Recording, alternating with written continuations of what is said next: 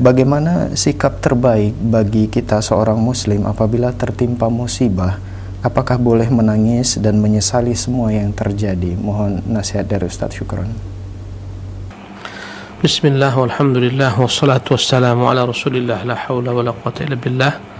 Pertanyaan dari salah seorang saudara kita, ya, barakallahu fih, semoga Allah berikan kepada beliau keberkahan.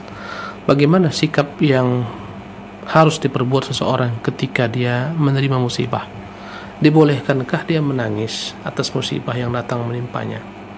Ya, pemirsa yang dimuliakan oleh Allah Subhanahu wa taala, ketetapan Allah Subhanahu wa taala itu ada dua.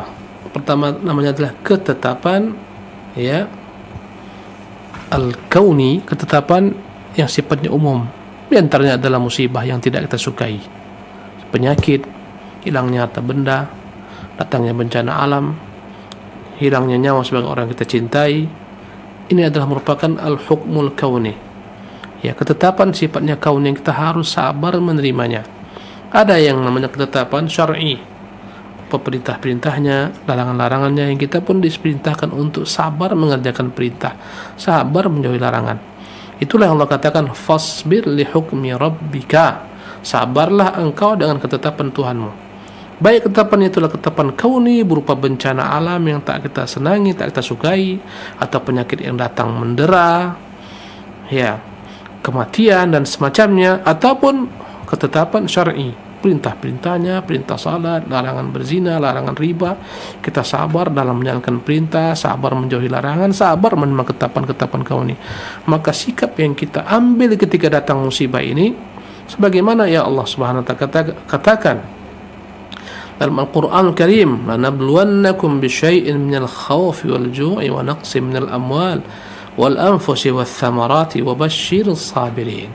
Pastikan akan menguji engkau dengan berbagai macam bentuk perkara-perkara berupa ketakutan, kelaparan, kehilangan nyawa, kehilangan harta benda, kekurangan buah-buahan, dan seterusnya. Maka bergembiralah, beritakanlah gembira bagi orang-orang yang bersabar. Wabasyiris sabirin, beritakan kepada mereka gembira tatkala mereka menghadapinya dengan sabar. Jadi jika datang musibah kepada Anda, hadapi dengan sabar. Yakinilah itu telah ditetapkan oleh Allah Subhanahu wa taala 50.000 tahun sebelum Allah ciptakan langit dan bumi. Inna Allah kataba maqadir al-khalqi bi 50,000 sanah qabla an yakhluqa as-samawati wal ard. Kata Rasulullah SAW, atau kama qala, Allah telah menentukan takdir segala sesuatu 50.000 tahun sebelum adanya langit dan bumi. Maka pertama, sabar menerima ketentuan tersebut dengan meyakini itu datang daripada Allah Subhanahu wa taala untuk menguji kesabaran kita, menguji keimanan kita, dan boleh jadi sebagai bahan untuk evaluasi diri.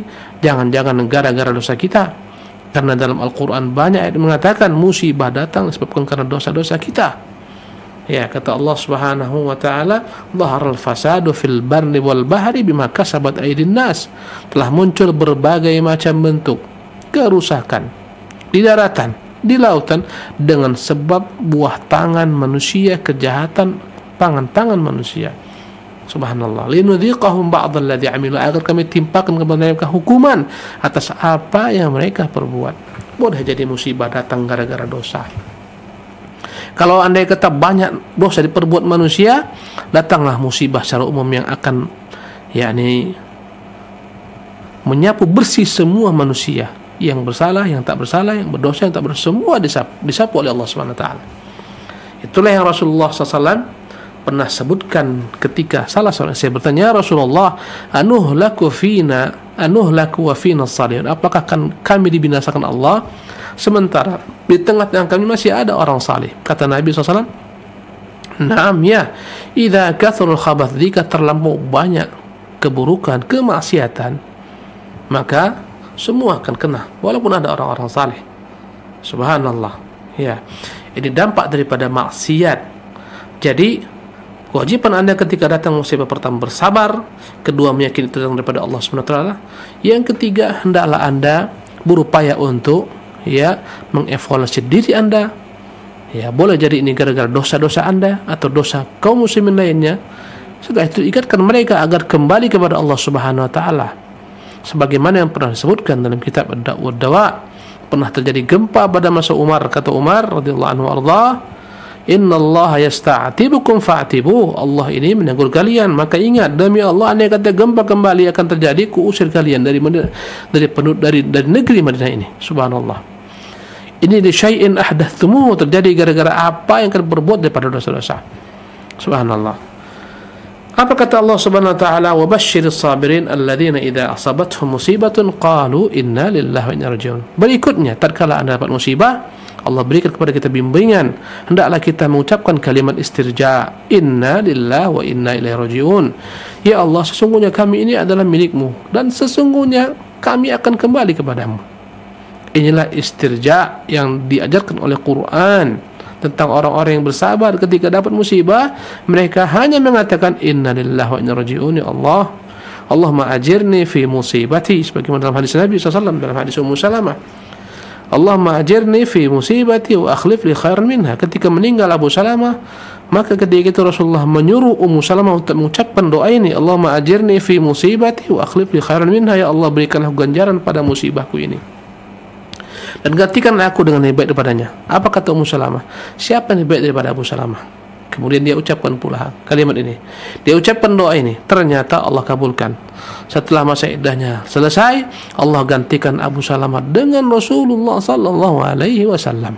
Maka Rasulullah pun meminangnya sebagai istrinya.